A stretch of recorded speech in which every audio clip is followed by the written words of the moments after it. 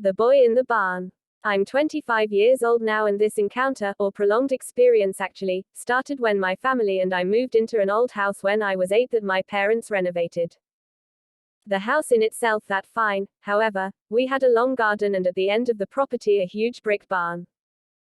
It had been used in the past by the military or later on by firefighters for trainings because of this high ceiling and appearing beams which were used for rope exercises. Anyway, I remember vividly when I first stepped inside. Its gigantic structure impressed me, but I was struck by how cold it was. I don't remember if it was winter, but I used to be a very skeptical kid and always found a logical explanation, until I couldn't. Over the years, I lived there until I was 18, it was always freezing inside, summer and winter didn't make a difference. But maybe it was how it was built that made it this way.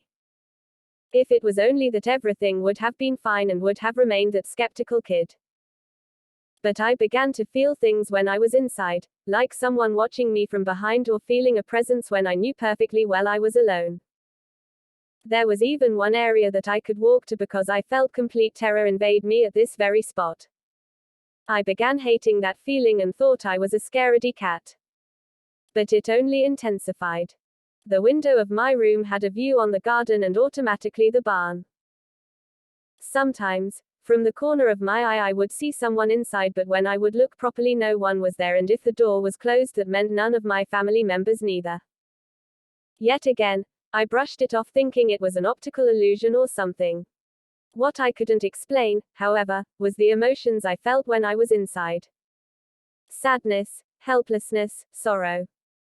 It raised chills down my spine every single time, but I couldn't understand why I was sensing or feeling these emotions. It went on for years, to the point I didn't want to go there anymore. I thought I was going insane.